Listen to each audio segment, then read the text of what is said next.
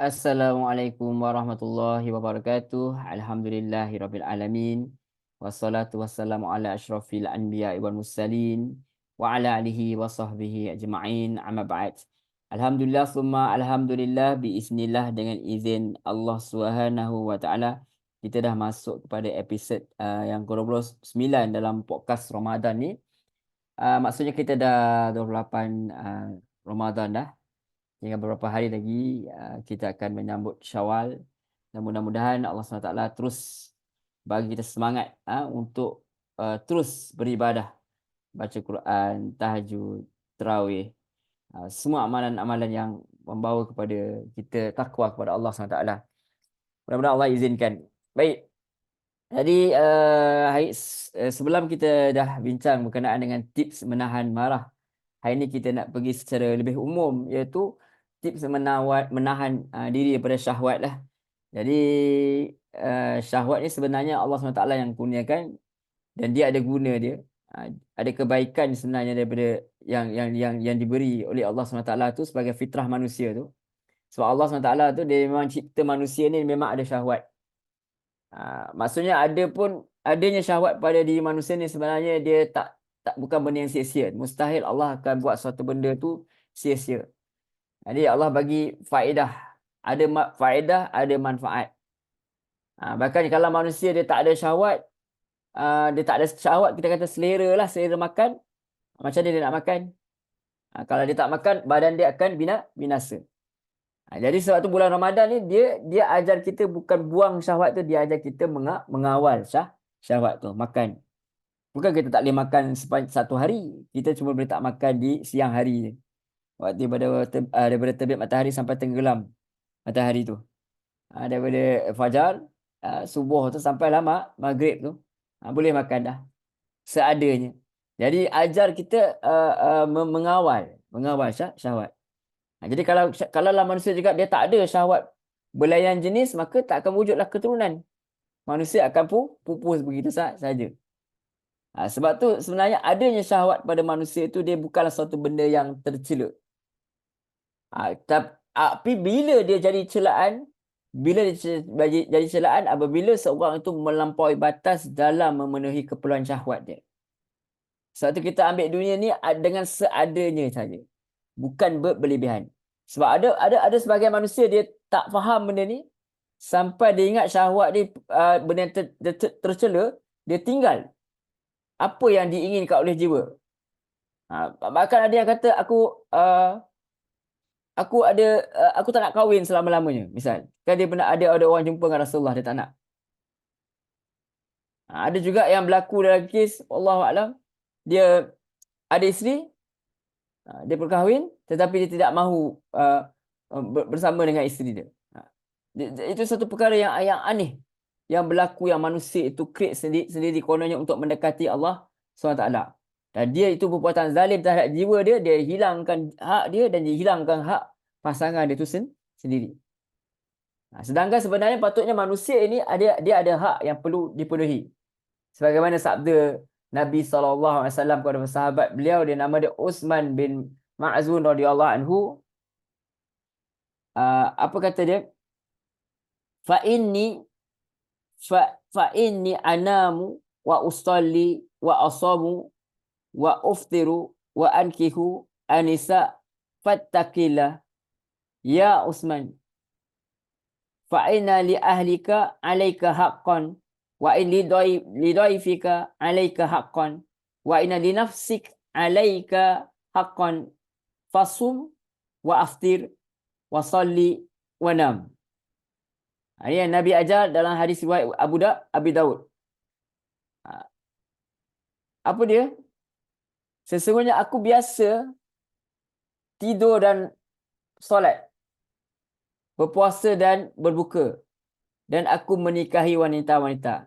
Ini Nabi kata, maka bertakwalah pada Allah, wahai Utsman, kerana sesungguhnya keluargamu memiliki hak yang menjadi kewajibanmu, tetamumu memiliki hak yang menjadi kewajibanmu, dan jiwamu memiliki hak yang menjadi kewajibanmu. Maka puasalah, bukalah, solatlah, yakni pada sebahagian waktu malam, dan tidurlah pada sebahagian waktu malam yang lain. Ni Jadi anggapan seperti ini yang rasa macam kita tak perlu bergaul dengan orang, kita tinggalkan dunia ni, kita hidup dengan cara sendiri je beribadah semata-mata kepada Allah, itu ada satu penyimpangan sebenarnya terhadap sesuatu yang halal. Dan dia menyelisih sunnah Nabi SAW. Ada yang tak nak kahwin. Kalau kita tengok setengah kefahaman pun begitu. Dia ingat dengan meninggalkan perkahwinan itu satu perkara yang baik. Sedangkan Rasulullah SAW biasa dia minum minuman yang manis, dia minum madu, dan itu merupakan kesukaan Rasulullah SAW. Maksudnya boleh ambil bahagian dunia ni. Boleh bersedap-sedapan dengan dunia ni. Kita suka makan yang sedap-sedap boleh. Tetapi jangan berlebihan. Itu je. Ada pun sebagian manusia yang tinggalkan perkara yang mereka suka itu dengan alasan kerana zuhud terhadap dunia. Tapi zuhud yang mereka lakukan itu disebabkan kejahilan terhadap agama. Sehingga zuhud mereka itu tidak bernilai kebaikan.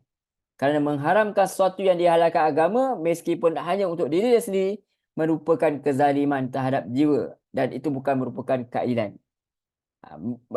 Sebenarnya ambil sesuatu yang halal yang disukai jiwa pada sebahagian waktu untuk menguatkan jiwa senai ibarat pengubatan bagi orang sakit. Dan hal itu tentu terpuji dan tidak tercela. Maknanya ada masa kita lapar, kita makan. Ada masa kita rasa ada duit lebih sikit nak makan sedap-sedap, kita makan sedap-sedap, motivasi kita. Kemudian kita berjimat. Begitulah, ada masa dia. Ada masa nak pergi berjalan dengan keluarga, nak bergembira dengan keluarga dengan satu hiburan ringan, maksudnya berjalan-jalan di taman dengan anak-anak, dengan isteri, pergi makan angin, tengok tempat yang indah untuk mengubat jiwa. Itu bukan sesuatu yang tidak baik. Yang tidak baik apabila membuat sesuatu dengan disertai dengan maksiat. Jadi walaupun begitu, yang apa kita belajar dalam bulan Ramadan ni sebenarnya ialah kita bukan buang keinginan tu, tapi kita mengawal. Jadi untuk memenuhi keperluan hidup, apa yang disukai oleh syahwat itu diperbolehkan. Tapi bukan bererti seorang mukmin tu sentiasa diperbolehkan untuk memperturutkan hawa nafsu. Sehingga tak kira lah apa pun, tak kira. Orang kata membujur lalu lah, apa saja. Ambil saja, apa saja di langit, apa saja makan, apa saja yang nak, tanpa kira orang punya harta ke siapa punya ke. Macam ada ajaran sesat tu, dia kata boleh, wa na'udzubillah, mudah-mudahan Allah bagi hidayah kepada mereka. Kalau kita tengok dalam YouTube tu, tengok tu, dia membenar satu ajaran tu, dia membenarkan supaya ada suatu negara tu, dia membenarkan isi orang pun isteri dia juga, macam tu. Itu sampai begitu sekali manusia itu tersesat. Semoga Allah lindungi kita. Wa na'udzubillah. Jadi kita kena belajar meletakkan suatu benda itu tepat betul pada tempat dia. Sebab setiap perkara yang ada yang Allah bagi itu perlu dikendalikan. Di antara ialah mengawal syahwat perut. Kerana syahwat perut ini sebab salah satu perkara yang dapat membinasakan manusia. Syahwat ni dia bukan dia fizikal kita binasa, dan juga kita punya kerohanian pun. Syahwat ni pula yang menjadi penyebab sebab kehendak Nabi, antara sebab Nabi Adam AS dikeluarkan dari syurga. Sebab dia teringin nak mendekati pokok tu, sedangkan dia dah ada semua pun. Itu ujian yang diberikan kepada dia sebagai contoh buat kita, supaya kita kontrol. Dan dari syahwat perut ni sebenarnya timbul kepada syahwat kemaluan dan rakus terhadap harta benda. Itu daripada berkait-berkait gitu. Jadi Rasulullah SAW telah mengkhawatirkan fitnah, yakni ujian syahwat dan fitnah syubahah ni terhadap umat dia. Apa Rasulullah SAW sabda? Inna mimma akhsha alaikum syahawatil ghayyi fi butunikum wa furujikum wa mudillatil kitain. Sesungguhnya di antara yang aku takut atas kalian adalah syahwat yang ikut nafsu pada perut, pada kemaluan di kalian, serta fitnah-fitnah yang ujian-ujian yang menyesatkan. Hadis riwayat Ahmad dari Abu Barzah Al-Aslami, disahihkan oleh Syekh Badrul Badar. Baik. Dari syahwat ikut nafsu dan kemaluan ini merupakan satu ujian, fitnah syahwat. Sedangkan fitnah-fitnah yang menyesatkan adalah fitnah syubhah. Oleh sebab itu seorang mukmin dia sepatutnya dia memiliki cara makan yang berbeza dengan orang-orang kafir. Dalam hadis yang sahih diriwayatkan, An-Nafi' qala kana Aidu Umar la yaqulu hatta yuqta bi miskinin yaqulu ma'ahu fa'adkhaltu rajulan yaqulu ma'ahu fa'akala kasiran faqala ya Nafi' la tudhil hadza alayya sami'tu an-nabiyya sallallahu alaihi wasallam yaqulul mu'minu ya'kul fil mi'an wahidin wal kafiru ya'kulu fi sab'ati am'a'i. Dari Nafi' dia kata, kebiasaan Ibnu Umar tak makan sehingga datangkan seorang miskin yang akan makan bersamanya. Maka aku masukkan seorang lelaki yang akan makan bersamanya. Lelaki ni makan banyak. Maka Ibnu Umar kata, wahai Nafi', jangan kau masukkan lagi orang ni kepada aku.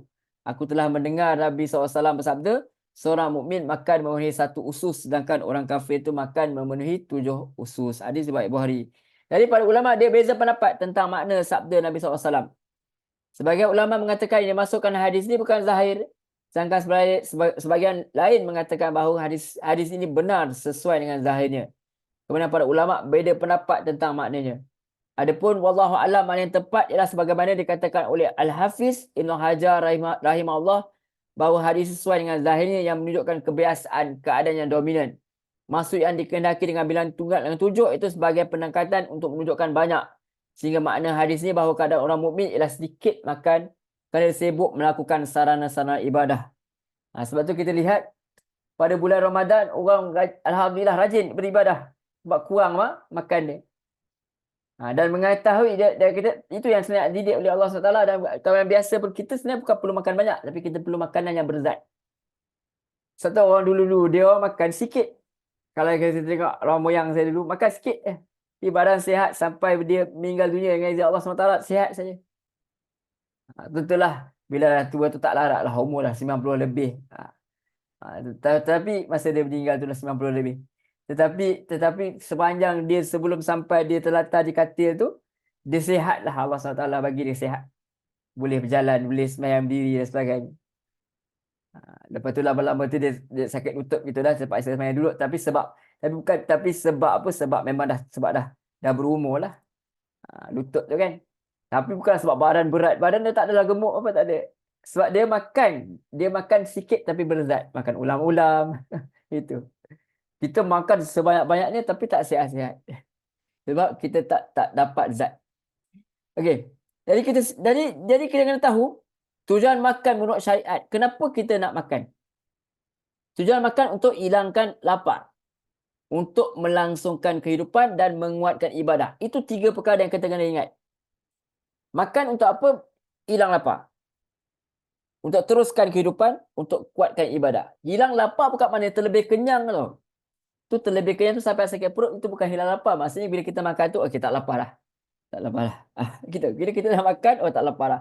Tapi kalau makan sampai terlebih kenyang, itu bukan hilang lapar. Itu berlebihan. Jadi bukan kata tak boleh kenyang. Terlebih kenyang sampai sakit perut.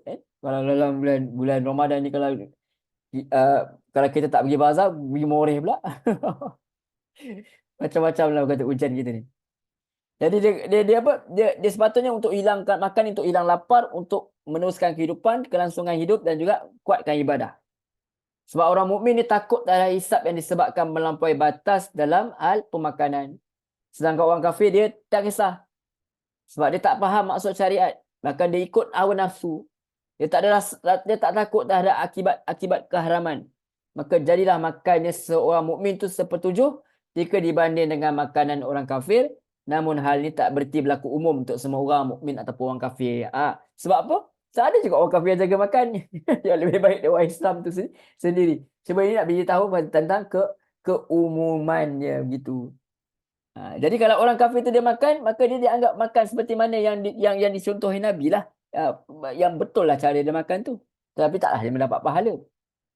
Tetapi dia boleh menjadi contoh kepada orang mukmin, tengok sepatutnya aku macam ni lah. Aku Islam, sepatutnya macam ni, kena jaga makan seperti dia. Sepatutnya dia mengingatkan kita terhadap apa yang patutnya kita buat. Kadang-kadang orang mukmin ni dia ada yang makan banyak. Sebab kebiasaan atau sebab sesuatu yang berhubungan. Seperti sebab penyakit tak nampak atau lain dia. Jadi dia tak nampak penyakit. Dia dia tak kisahlah. Dia makan je. Sedangkan bila cek kat doktor, macam-macam penyakit dah sebab makan. Kadang-kadang orang kafir tu ada yang makan sikit. Sebab apa? Untuk jaga kesihatan. Atau kerana latihan. Begitu. Ataupun sebab dia tak boleh makan dah. Sebab tu kesimpulan di antara kadang orang mukmin adalah semangat dalam berbuat zuhud dan merasa cukup dengan bekal. Maknanya kita ni beza dengan orang-orang kafir. Jika orang mukmin tak makan, kurang makan bukan sebab dia jaga kesihatan saja. Jaga kesihatan pun dituntut juga dalam agama. Tapi tujuannya apa jaga kesihatan? Supaya boleh beribadah kepada Allah SWT. Boleh berdakwah, boleh bagi nafkah, sihat, boleh buat suatu ibadah. Itu dia. Sedangkan orang kafir just untuk apa? Untuk keperluan dia nak sihat, untuk keperluan hidup dia semata-mata. Tapi kita merangkumi keperluan hidup dan juga merangkumi kehidupan dunia dan akhirat. Wallahu a'lam. Okey, dan Rasulullah sebut lagi dalam maksud hadis yang bermaksud hadis riwayat Tirmizi, Ibnu Majah.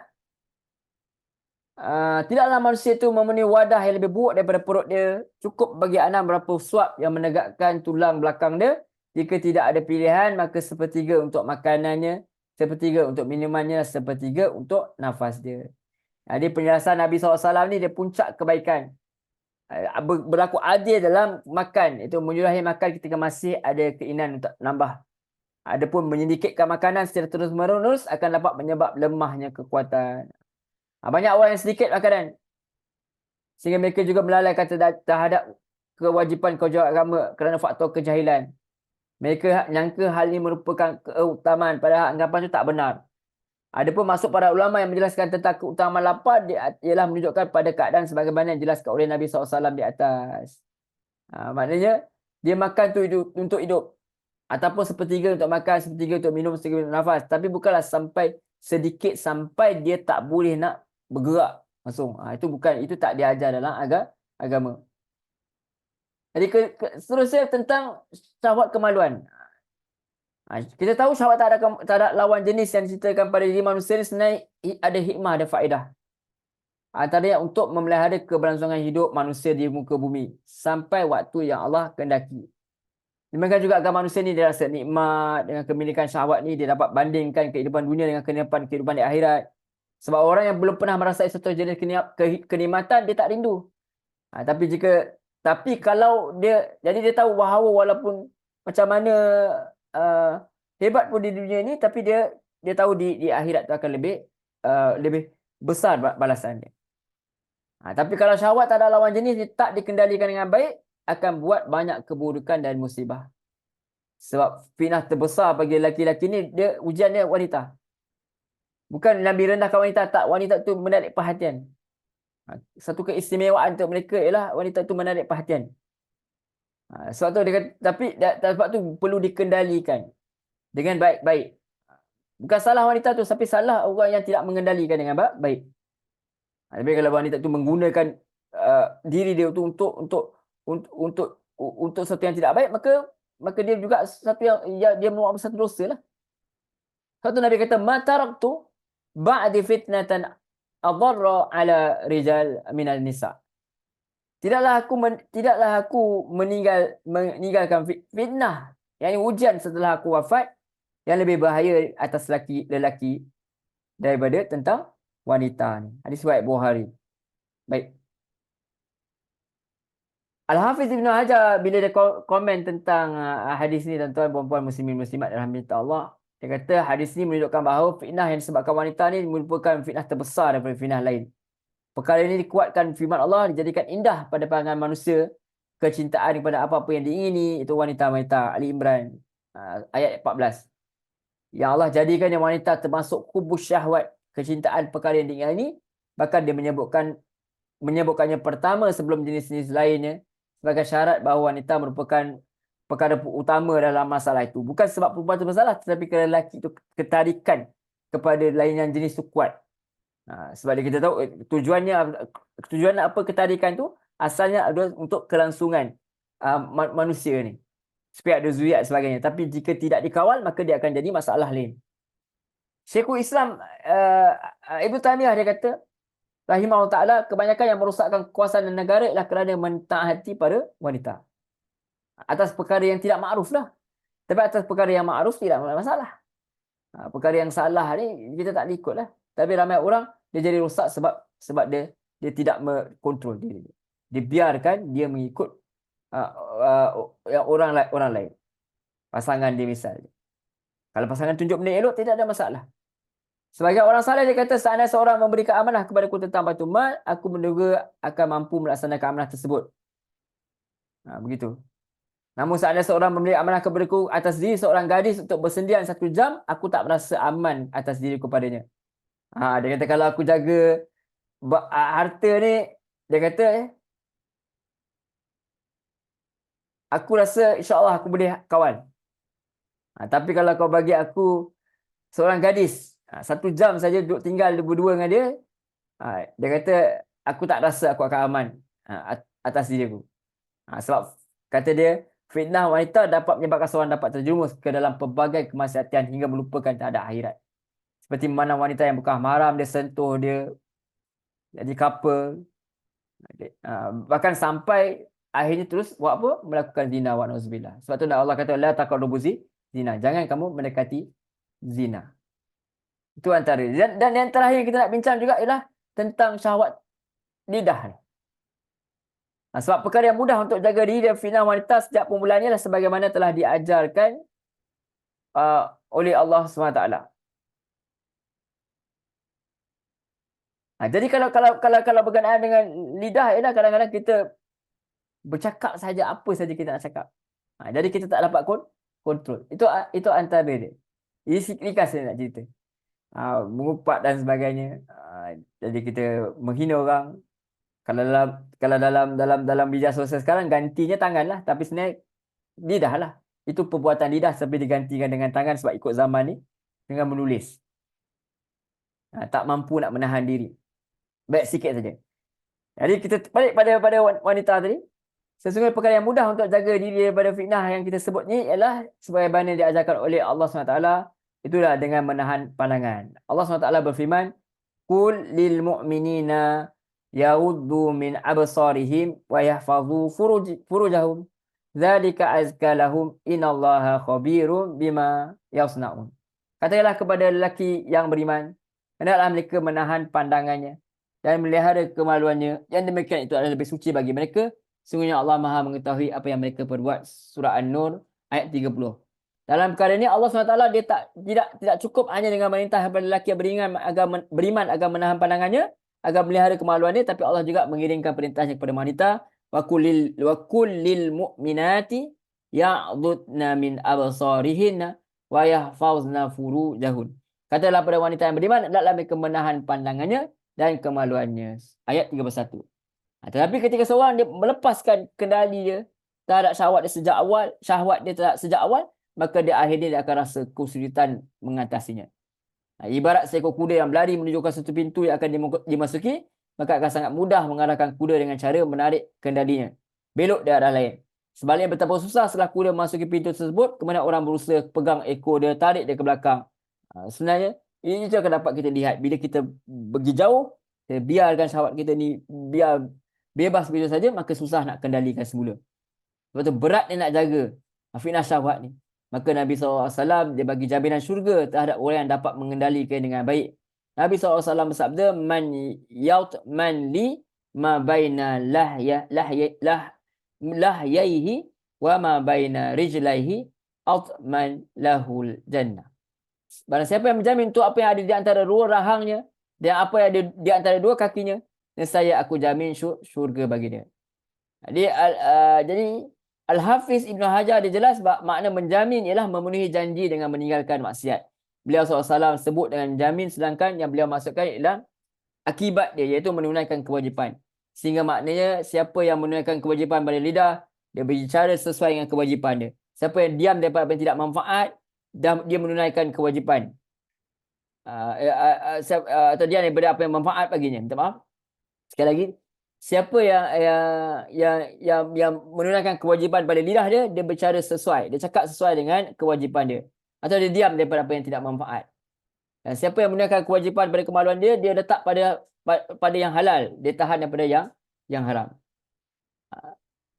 Baik, jadi itu antara yang dikatakan oleh Al-Hafiz Ibn Hajar. Sebenarnya panjang lagi, tapi tak apa, kita baca sedikit-sedikit saja. Baik, apa pun sebenarnya kesimpulan yang kita dapat buat hari ini ialah Sebenarnya apa yang Allah SWT bagi kepada kita, kehendak sesuatu itu adalah satu rahmat daripada Allah SWT. Tetapi rahmat Allah SWT itu janganlah sampai tidak dikendalikan dengan baik. Sehingga kan apa yang diberi kepada kita itu sepatutnya menatijahkan kebaikan, akhirnya dia menatijah keburukan. Itu yang Allah SWT ajar kepada kita. Bulan Ramadan ni, tarbiyah ni, kita kontrol apa saja yang kita kehendak, makan kita dan sebagainya, supaya apa, dia memberi kebaikan buat dunia kita dan buat akhirat kita.